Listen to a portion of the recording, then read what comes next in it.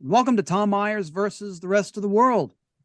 California members of Congress Katie Porter, Adam Schiff, and Barbara Lee have announced their candidacies for the U.S. Senate from the Golden State.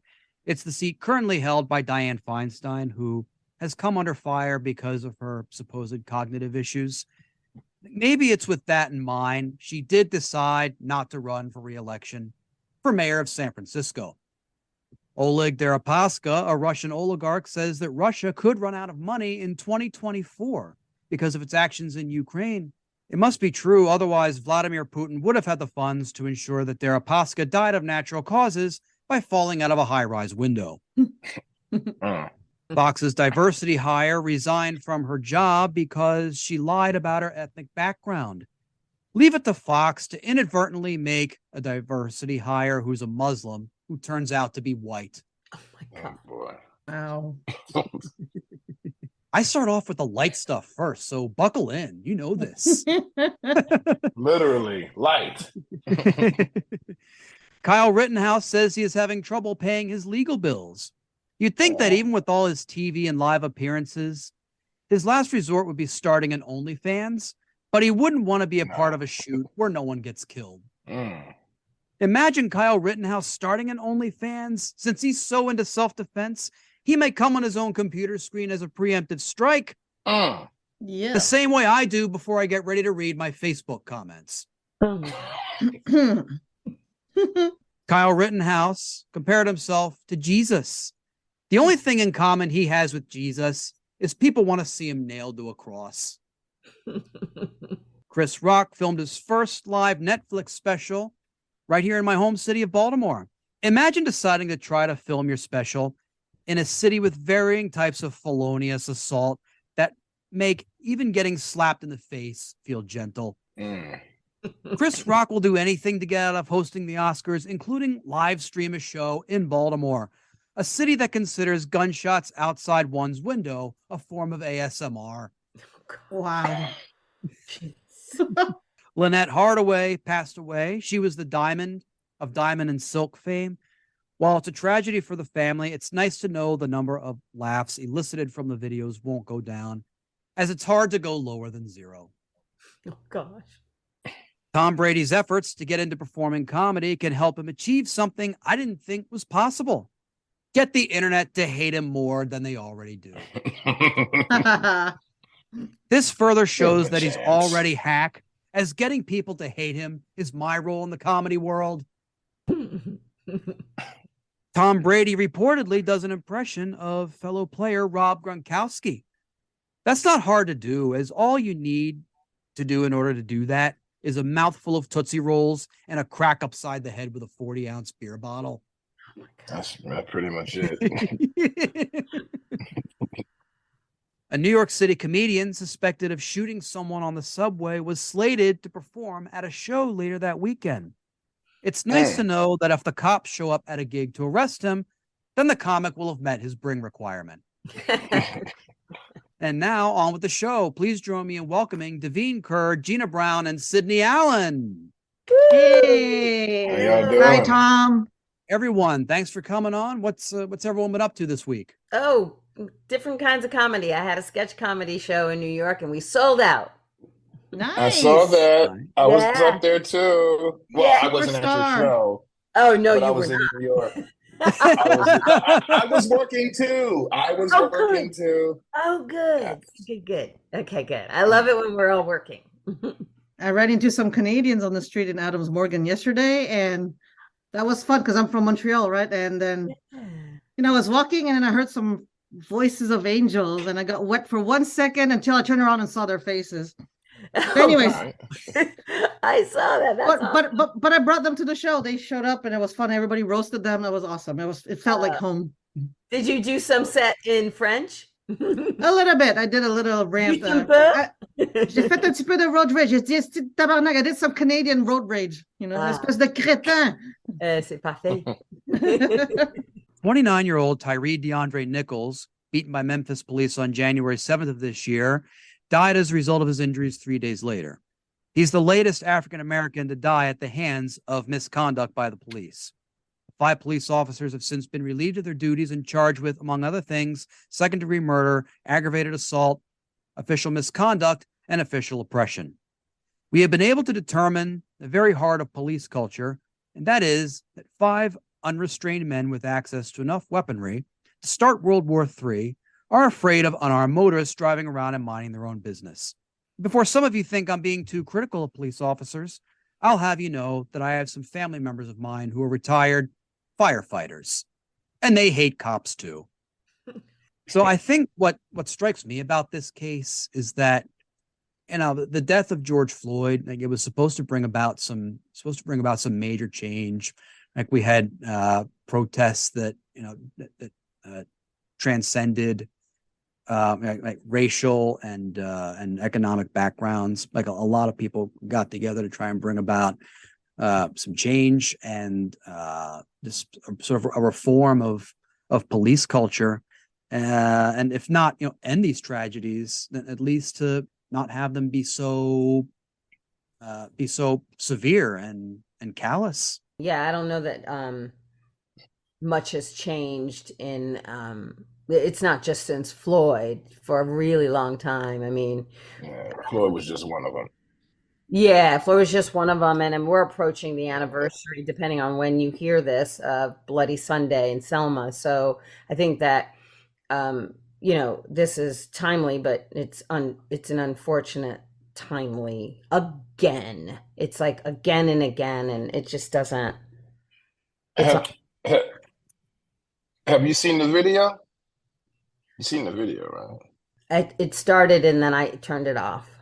You couldn't. Yeah, I couldn't finish it either. What about you? It's too hard to. It's too hard to watch, and this whole. I mean, the word is systemic. It's not just it keeps on happening, but they're not even. They're not even. It's not even decreasing. It's increasing. Yeah, it's. But I gotta. I mean, I watched enough of it because I came up in the security game with clubs, and I've worked alongside with cops. I done been in battle. I done been in some brawls with cops on other people. That looked incredibly personal. They beat that man. They killed, that you know what that reminded me of? The scene from Casino when they killed Pesci and his brother. Yeah, I didn't see not an ounce of mercy on that. Yeah, I think it was personal. You're right. They didn't actually end up having a reason to pull him over, not one that they told him about anyway. So I thought they said it was a traffic violation or something. They said reckless driving, but then they said there was no proof that they ever told him why he was being pulled over. Also, they didn't have their cameras on, so. Oh, geez. Oh, wow. Yeah. And they didn't inform their supervisors they were making the stop, and then there's a whole bunch of. See, after all of that police brutality, why don't they still allow the camera button off? They should just always be on. That needs to be controlled. That needs to be controlled from the control center back at the station. Yeah, that shouldn't even be. They shouldn't even have the power to do that. Yeah. Still, I think sometimes they have them on their vests, and I think they took their vests off. Like, it's just, you know how people game system. There's always lock a game. it, lock it like a chastity belt. Off, You can't. yeah, right there. There you go. Put it I know. If you can do that for pussy, you could do that for police brutality, you know? I agree. That's a really good statement. I like that. If you can do it for pussy, you can do it for police. Pussy police. I like that. No, seriously, that's dope. They shouldn't have that option. I thought we'd have the terms pussy and police in the same sentence, but not in that context. She made it work, though. She made it work. Good job on that one. Like, seriously, you're right. Although the publicity over recent police deaths promised us to guarantee more accountability from departments all over the country, cover-ups and protection of the status quo still exists, as we can see in this report about the availability of Memphis Police Chief C.J. Davis. Tonight, WRED investigator April Thompson has more on the shroud of silence surrounding Memphis's top cop and why her boss, the mayor, says he's not worried. When Memphis Police Director C.J. Davis briefed the Memphis City Council last Tuesday, it was the first time she went before cameras to discuss the state of her department. And she dropped some new bombshells.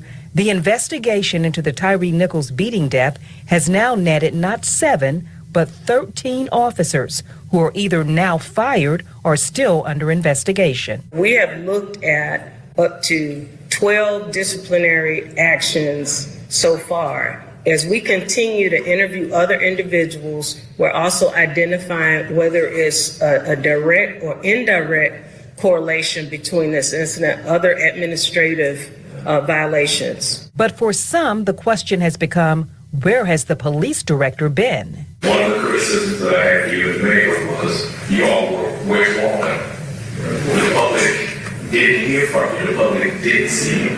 The city council meeting cannot be the only forum where people hear from the administration because we have no authority over direct authority over any division director. WREG has continuously asked for an interview with Chief Davis, and we are constantly told she is not doing interviews right now. One person who is not worried, her boss, Mayor Jim Strickland. So you think she has been as transparent as she should be with the public? Absolutely. Last time I was here, she was with me.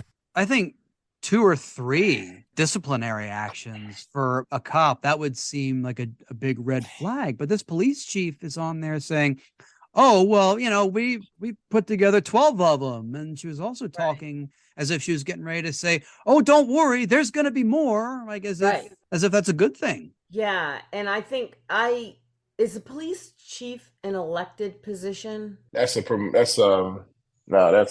the ranks. working your way up. That's just going up the ranks. Yeah, The commissioner chief, is appointed by elected. They're the chief, I think, okay. is they're appointed by like. But the I just mayor talked is over elected, everybody, right? yeah.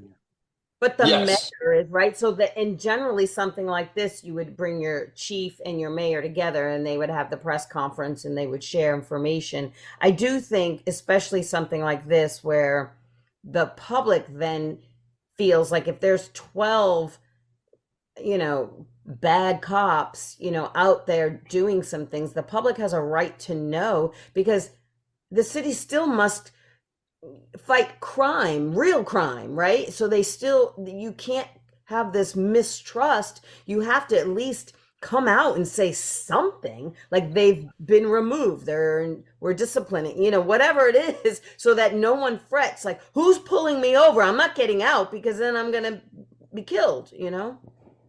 This is a bad look for her. It definitely is. Yeah, for sure. I'm not really feeling that the mayor backing her up on being quiet too. Well, I mean, he has to. If he's appointed her, he probably feels some allegiance because he's like, I brought her here. I gotta save my own face. But no, they're bad faces. The shit piles up long enough on him. But if the shit piles up long enough on her, it's gonna roll on him. Absolutely. He's gonna switch up. If his job's on the line, he's gonna switch up. If she has to get rid of 12 of her cops, then he may have to look at her and sort of see. I mean, stuff rolls downhill. You got to figure it out, right? Let's see what happens to her in the next 6 months. How about that? There's gonna be some changes. Because right now, that entire department is on a national spotlight. Yeah. So, yeah, And the we public about is to find owed out. that. You want to better your standing as an institution that is supposed to hold the peace, create the peace, protect people, serve people, then you owe us, an explanation. So Absolutely. I think The latest in technological advances to help aid police accountability are able to serve their purpose, unless, of course, one of the officers involved in the death of an unarmed motorist forgets to put it into operation, as we can see in this Memphis news piece. New information on the officers involved in the death of Tyree Nichols on January 19th. Officer Justin Smith provided investigators with his side of what happened the night Nichols was pulled over. He says that he was supposed to be on desk duty because of a knee injury, but was told to be on patrol and respond to calls when an officer needed assistance. Now, he says a suspect had been tasered and pepper sprayed, and it fled the scene. He also says he was the first to call for medical assistance. Smith says that he got to the scene where Nichols had been stopped and found an officer struggling with a suspect. He says he tried to help, saying, quote, I continue to struggle with the actively resisting suspect to gain control, but acknowledged Nichols had one hand cuffed. Smith goes on to say he was in severe pain from his knee, and on the use of his body camera stated, "I did not immediately turn on my body-worn camera as I was getting out of my car, but I did turn it on as it was interacted with the suspect." He added, "I did not intentionally fail to activate my body-worn camera, but the safety of other officers and myself was paramount." You could have just saved a lot of time and make yourself look a lot less of a dick by saying, "Oops." Yeah. Or my bad. I mean, obviously, but Accountability is hard, yeah. Oh yeah, I mean, yes, that right there. That only flies with kindergartners and elderly people. Other than that, you old enough to know better. Yeah. What was he I doing don't out there find with a that. knee injury? That's that brothers in blue crap. Like, I can't get with that. I'm not buying any of that. None of that. Same. I feel like what was it? Remember that in Casino when De Niro's character, he fired the guy. He's like, "Yo, 3 people hit the slot machines. Either you too stupid or you were in on it. Either way, you're a liability." And that's how I'm looking at this dumbass. I did not fail to do my body camera now, man. Fuck out of here. We're in a society where we're constantly under surveillance. Alexa hears all my farts all day, right? Yeah. My gosh. But my point is, but the cops can turn it off. Like, what the heck, Like, Right. Yo, there's exactly. Listen, if you want to get a good example of just how many digital eyes there are out there, there's 2 movies we could watch: Enemy of the State or Eagle Eye. It's easy, easy. So that body cam, they got to restructure that whole body camera thing. That shouldn't be at the discretion of the officer. It should not be. 100%. You have no control over that. You should have none. It's your job, right? It just comes with the uniform that you put on. Police culture can be so insular that even something as a prejudiced attitude towards the citizens they are paid by their tax dollars to protect transcends racial boundaries, as CNN contributor Van Jones tells us in this clip. In a recent opinion piece on CNN.com, Van, you wrote, "The police who killed Tyre Nichols were black, but they might still have been driven by racism." And I was struck by the part of the piece where you wrote this: "One of the sad facts about anti-black racism is that black people ourselves are not immune to its pernicious effects. Society's message that black people are inferior, unworthy, and dangerous is pervasive. Over many decades, numerous experiments have shown that these ideas can infiltrate black minds as well as white. Self-hatred is a real thing." So do you believe this racial bias played a role in the officers' behaviors? Yeah, I do, because first of all, black people are at risk from police no matter what color. Black, white, brown. You talk to African Americans, they'll tell you it doesn't matter. There's this pervasive view from law enforcement that if you're black, you're dangerous. And I think some people think, oh, well, so a white police officer going after a black person, you understand the racial implications. The problem is there are whole neighborhoods that in many cities are just considered by police departments kind of war zones, and anything goes there. And so I think we have to have a more nuanced view of what's going on to root out racism. It's not just about having black cops or white cops or brown cops. It's about having cops that are trained to respect everyone and who are disciplined and punished when they don't. And when you don't have that in place, black people are at risk no matter the color of the police officer. For some reason, your opinion has been a bit controversial, at least from what I've seen on social media. What has the backlash sounded like, and what is your response to your critics? Oh, well, listen, I think some people say, hey, listen, you guys just want to find race no matter what. You're just going to scream racism. Even if it's all black, you're going to scream racism. And I understand it does seem weird when we're saying there's a racial dimension here, even though the police are African American. But I think what's important for us to be able to do is this is about power. It's not about black, it's about blue. It's about power. And when you have police officers who know in certain neighborhoods they better not act that way, but in other neighborhoods they can act that way, that's about power. That's about domination. And so I think it's important that we use this as an opportunity to get more nuanced and more clear about the dangers that African Americans face from police officers, period, when there is not accountability. What Van Jones said at the end of his statement, I've heard this from other. I've heard this from what he said, self-hatred. Are you familiar with the term fratricide? The what term? Fratricide. Fratricide. It's the killing of one's own brother. Cornel West, Dr. Cornel West. Okay. He's one of the people. He's one of the people that theorized it as far as the self-hatred that was implemented, that started back in the slave fields with us. If we don't think much of ourselves, it don't take shit to think less. You're not going to think of others. So it's like, hey, I'll go ahead. I ain't got nothing to lose. I will. I see a little bit of that. I'm trying to find the words. I can't find it. But that self-hatred, it goes back to that theory with fratricide, that term. I do, and I agree with that. I absolutely agree with that. I do think that if we don't take care of our brothers, it doesn't give, nobody else will, right? So it's almost like this whole concept of charity begins at home, and but I do think, I'm saying this particular one was not, but yeah, there's always isms within every race, or ethnic group, I should say. There's isms, there's all kinds of things that happen within every group. And he's right in the sense that, sure, we'll be walking down the street and it's dark and you see somebody, you've been taught to see somebody that is maybe wearing a hoodie or looking a little bit rougher than the boardroom, and you cross the street.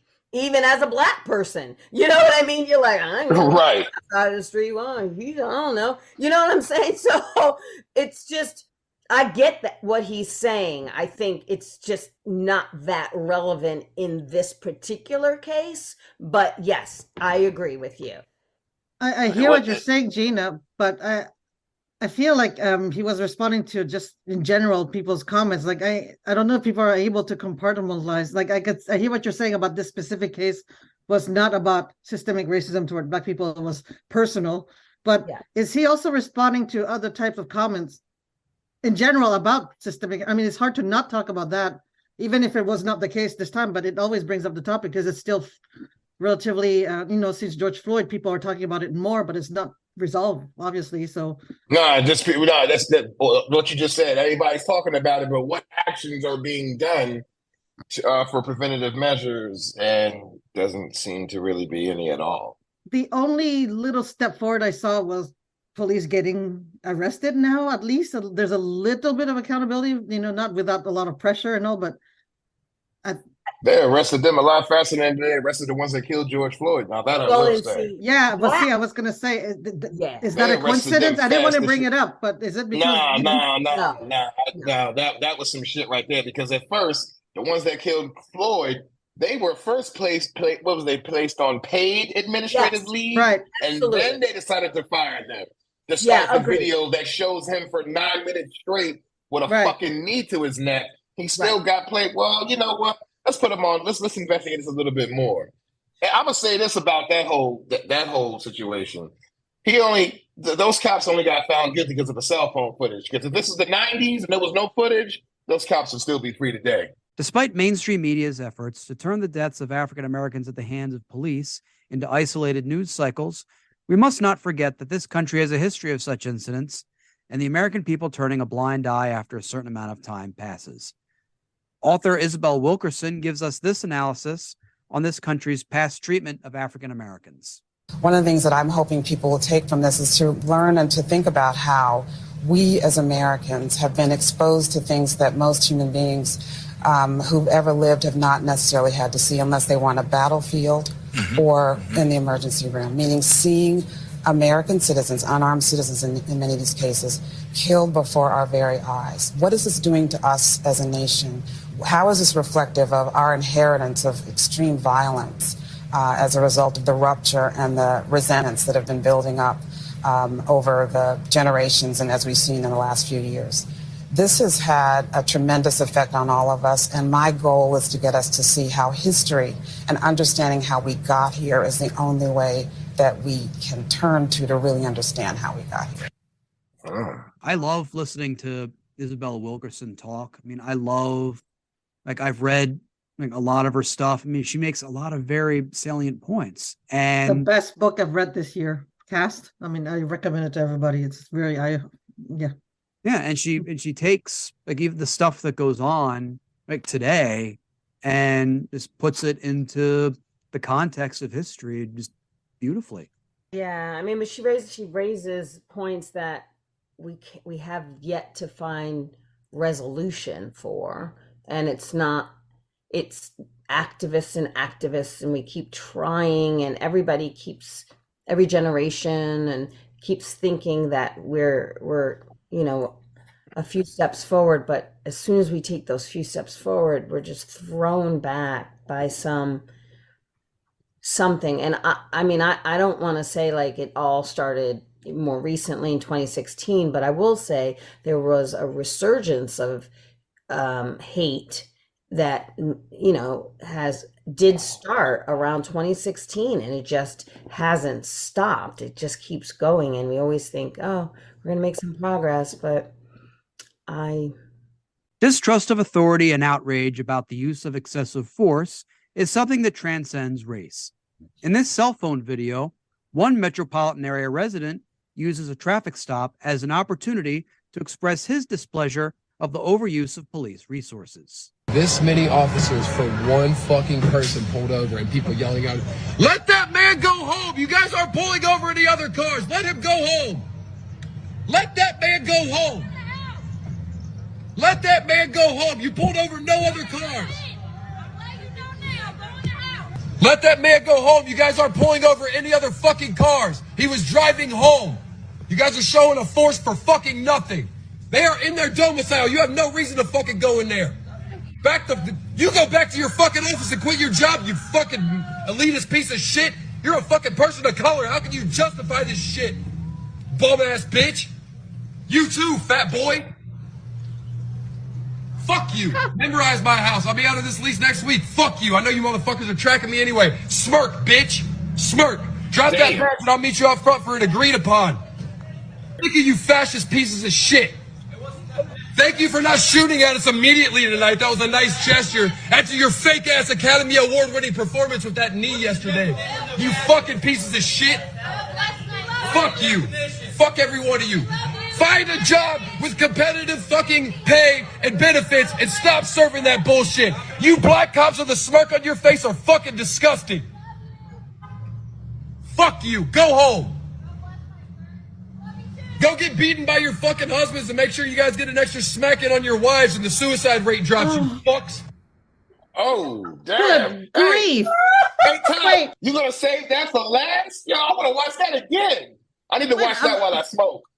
I'm not even sure who was getting pulled over. We just saw like a bukkake of cops, like Yo, that was a little army.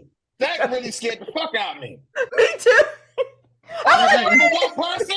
All that for one person. I have a feeling that guy has a habit of just yelling at who's ever walking by the building and videoing it on his phone. And he happened to pick like that moment is the one that happened to go viral. Yeah. And it was glad though. Like it could be anybody, right? Like, well, at least he used his white privilege to a good use for once. Agreed.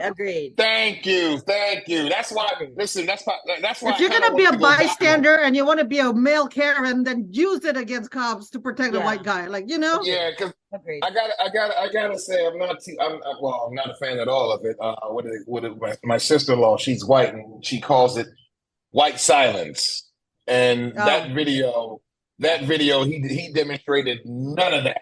That guy in the video, I think, is the perfect way to close out this show. So on that note, we'll say that's our show. I want to thank Davine Ker, Gina Brown, and Sidney Allen.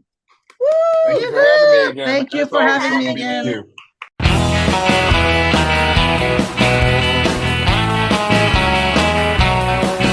This episode was written and hosted by Tom Myers with panelists Davine Ker, Gina Brown, and Sidney Allen.